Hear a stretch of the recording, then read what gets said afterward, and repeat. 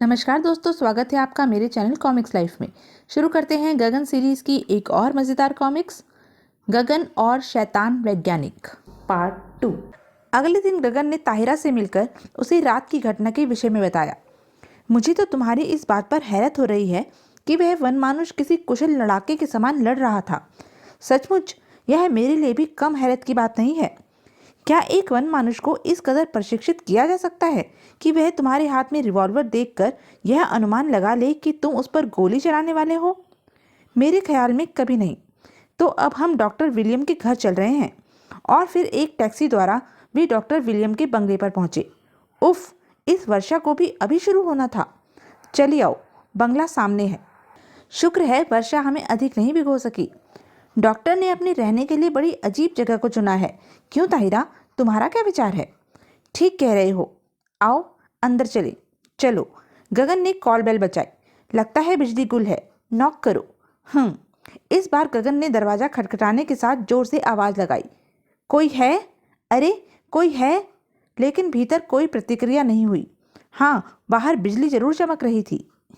गगन ने दरवाजे को भीतर की तरफ धकेलना चाहा तो वह अपने आप ही भीतर की ओर खुलता चला गया। मुझे तो बड़ा रहस्यमय लग रहा है यह सब। दोनों भीतर आ पहुंचे। अंदर अंधेरा है गगन, घबराओ नहीं, कुछ ही देर में हम सब कुछ साफ साफ देखने लगेंगे। वैसे मेरे पास पेंसिल टॉर्च है। तभी बिजली कड़की और ताहिरा उछल पड़ी। ओह गगन, न जाने क्यों मेरा दिल घबरा रहा है। घबराओ नहीं, मैं जो तुम्हारे साथ हूँ। गगन ने पुनः आवाज लगाई। डॉक्टर विलियम, कोई है? अरे कोई है? इस कमरे में देखते हैं, शायद डॉक्टर साहब सो रहे हों। सभी दरवाजे खुले छोड़कर डॉक्टर साहब सो रहे होंगे। चलो उधर ही देखते हैं।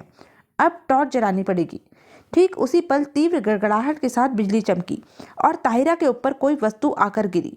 ताहिरा के मुंह से एक चीख निकल आई। आई! क्या हुआ? गगन ने टॉर्च की रोशनी फर्श पर डाली। म्याऊं!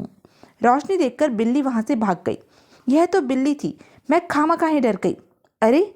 दोनों धड़कते दिलों के साथ आगे बढ़ते गए और साथ ही दूसरे कमरे में पहुंचते ही ताहिरा चीख पड़ी। गगन, वह देखो, खून! लगता है यहाँ किसी का खून किया गया है और लाश को घसीटकर इस रास्ते से बाहर ले गया है। आओ ताहिरा, हमें वह लाश ढूंढनी है। मुझे शक है कि कहीं डॉक्टर विलियम का खून तो नहीं हो गया। दोनों लाश घसीटे जाने के चिन्हों का पीछा करने लगे। निशान उधर जा रहे हैं, झाड़ियों की ओर। लाश उधर ही होगी। कीचड़ में लाश घसीटे जाने के निशान हैं। झाड़ियां लाश के बोझ से दबी पड़ी हैं। हम बिल्कुल ठीक जा रहे हैं। सहसा दोनों चौंक पड़े और फिर अचानक गगन और ताहिरा यमदूतों के समान नकाबपोश के सामने आ खड़े हुए। अब तुम हमारे हाथों से बचकर नहीं जा सकते हत्यारे नकाबपोश। मैं तुम्हें पहचान चुका हूँ। तुम वही हो ना जो होटल चिल्टन में। अभी गगन का वाक्य पूरा भी नहीं हुआ था कि नकाबपोश अप्रत्याशित रूप से उस पर वार कर बैठा। ओह बचो ताहिरा! नकाबपोश का हाथ पुनः बेहद तेजी के साथ हवा में घूमा। उफ! ठाक! गगन यह मौका चूकना नहीं चाहता था। धड़ाक! आह! उफ! दूसरे ही क्षण गगन का दो हत्थड़ उसकी गर्दन पर पड़ा। नकाबपोश चीख कर दोहरा हो गया। अगले ही पल गगन ने उछलकर निकट ही पड़ी एक दो मुही लकड़ी उठा ली और उससे भी कहीं अधिक फुर्ती के साथ उसने वह लकड़ी जमीन पर पड़े नकाबपोश की गर्दन पर टिका दी। साथ ही गुर्रा उठा गगन। बता कुत्ते, कौन है तू? किसका कत्ल किया है तूने? आह! और सुन जलील शैतान, अगर तू यह सोच रहा है कि शिल्टन की तरह तू आज भी मेरे हाथों से बच निकलेगा तो यह तेरी भूल होगी। तेरी भलाई इसी में है कि। और उसका वाक्य पूरा होने से पहले ही नकाबपोश की ठोकर गगन की पीठ पर पड़ी। तड़ाक! उफ! यह देखते ही ताहिरा का बदन एक पल के लिए हवा में लहराया, लेकिन इससे पहले कि वह उस नकाबपोश तक पहुंच पाती, नकाबपोश ने उसे बीच में ही लपक लिया और घुमाकर एक तरफ उछाल फेंका। धड़ाक! आह! उसे एक तरफ भागते देख गगन चिल्लाया। उठो ताहिरा, वह भाग रहा है, उसे पकड़ना बेहद आवश्यक है। दोनों उसके पीछे लपके। मैं तुम्हें आज भागने नहीं दे सकता दरिंदे। वह बंगले में गया है। आओ ताहिरा। कहाँ गया? दूसरे कमरे में देखते हैं। ठीक उसी पल एक भयानक आकृति गुर्राती हुई ताहिरा पर कूदी। आह! गगन उस आकृति को तुरंत पहचान गया। ओह, यह तो वही वनमानुष है। गगन! गगन ने छत से झूलती जंजीर लपक ली और नीचे जंप लगा दी। गगन, मुझे इस दानव से बचाओ। आह! गगन ने तुरंत वन मानुष की गर्दन को अपनी टांगों की कैंची में फंसाकर एक तीव्र झटका दिया। परिणाम स्वरूप वन मानुष सीधा दीवार से टकराया और बेहोश हो गया। यह तो गया काम से। तभी धाएं, बचो गगन, धाएं। फायर उस अलमारी के पीछे से हो रहे हैं। मुझे रेंगते हुए उधर बढ़ना चाहिए, लेकिन पहले इसकी गोलियां समाप्त करनी चाहिए। गगन ने वह जार एक तरफ उछाल दिया। कांच टूटने के साथ ही एक गोली आवाज की दिशा की ओर लपकी। इसी फायर के साथ उस छोटी सी प्रयोगशाला में आग लग गई। ओह, जार में अवश्य कोई ज्वलनशील केमिकल था। गगन ने पुनः एक जार उठाकर फेंका। पुनः एक फायर हुआ। यह अंतिम गोली होनी चाहिए। इस बार जब गगन ने आहट की तो कोई फायर नहीं हुआ। ओह, गोलियां खत्म हो गई। अब उसे आसानी से पकड़ा जा सकता है। गगन सामने आ गया और बोला, मैं जानता हूं कि अब तुम्हारे रिवॉल्वर की गोलियां खत्म हो चुकी हैं। अब तुम चुपचाप अलमारी के पीछे से बाहर निकल आओ।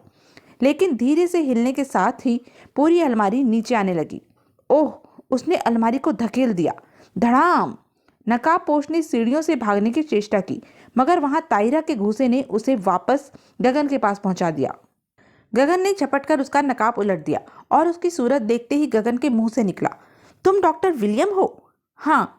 अब कुछ भी छिपाना बेकार था, अतः गगन के पूछने पर उसने बताया, मैं पशुओं पर प्रयोग कर रहा था और मेरे प्रयोग सफल भी हो रहे थे। मैंने वनमानुष के मस्तिष्क में इंसानी दिमाग प्रत्यारोपित कर दिया। मैं आगे भी ऐसे प्रयोग करना चाहता था। इसके लिए मैंने अपने दोस्त डॉक्टर प्रमोद भटनागर से संपर्क किया। मैं तुम्हारे साथ हूँ विलियम। मैं तुम्हें मस्तिष्क, गुर्दे व और भी जरूरी इंसानी अंग सप्लाई करूंगा। इसमें खतरा जरूर है दोस्त, किंतु पैसा भी बहुत है। दुनिया में अपने प्रयोगों से तहलका मचाने व चंद रुपये कमाने के लालच में हम एकजुट हो गए। ठीक है दोस्त, अब जो मरीज मेरे अस्पताल में मरेगा, मैं उसके जरूरी अंग निकाल कर तुम्हें भेज दूंगा। नहीं मरे तो मार देना यार, हा हा हा, किंतु सावधानी से। भटनागर के अस्पताल में कोई भी मरीज मरता, वह उसके जिस्म से गुर्दे, मस्तिष्क वगैरह निकाल लेता और कार में रखकर किसी भी अनजान आदमी के हाथ शिल्टन होटल पहुंचा देता।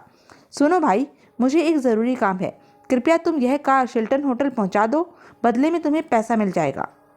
पैसे के लालच में वह आदमी कार मुझ तक पहुंचा देता। मैं उसे पैसे देकर विदा कर देता। वाह, अच्छा आइडिया है। अगर रास्ते में कार पकड़ी भी जाए तो हम साफ बच जाएं, फंसे भी तो यह ड्राइवर। हो। मेरा घर होटल के पीछे ही था। मैं कार वहां ले जाकर अपना सामान निकाल लेता था। ओह, सावधानी से इन्हें अंदर ले चलूं। आज वनमानुष में आदमी का दिमाग डालना है। किंतु दुर्भाग्य से तुमने उस दिन रोजर को पकड़ लिया और तुम होटल पहुंच गए, लेकिन मैं किसी तरह वहां से बच निकला। ओह, आज तो बच गया। और रोजर की हत्या करने के बाद मैंने अपने इंसानी दिमाग वाले वनमानुष को तुम्हें मारने के लिए भेजा, लेकिन वह नाकाम वापस लौट आया। आज सुबह मैं तुम्हारे बारे में सोच ही रहा था कि भटनागर मेरे पास आया और बोला, दोस्त, यह काम जितना मैं सोच रहा था उससे कहीं ज़्यादा खतरनाक है। मैं इसमें अब और तुम्हारा साथ नहीं दे सकता। नहीं भटनागर, तुम ऐसा नहीं कर सकते। मैंने उसे लाख समझाया, किंतु वह तो मेरे अरमानों पर पानी फेरने पर तुला था। ठीक है भटनागर, तुम मेरा साथ छोड़ दो, किंतु मेरा रहस्य जानकर अब तुम्हें दुनिया का भी साथ छोड़ना पड़ेगा। नहीं, मैंने उसे मार दिया। अब इसकी लाश दफना दो। तभी तुम आ गए और मेरा खेल खत्म हो गया। तभी इंस्पेक्टर गांगुली ने वहां प्रवेश किया। आइए इंस्पेक्टर, आपका मुजरिम यही डॉक्टर विलियम है। आप इसे हिरासत में लीजिए और लॉन में एक लाश भी आपका इंतजार कर रही है। ताहिरा और गगन इंस्पेक्टर को सब समझाकर वहां से चल दिए। चलो गगन, शिल्टन में डिनर हो जाए। इस मौत के सौदागर को फांसी या उम्र कैद हो ही जाएगी और उस आदमी के दिमाग वाले वनमानुष का फैसला प्रोफेसर अंकल करेंगे। इसलिए हम और तुम होटल में डिनर करेंगे। तो यह थी गगन सीरीज की एक मज़ेदार कॉमिक्स। ऐसी ही मज़ेदार कॉमिक्स के लिए बने रहें मेरे साथ, और हाँ, मेरे चैनल को लाइक, शेयर और सब्सक्राइब करना ना भूलें। धन्यवाद।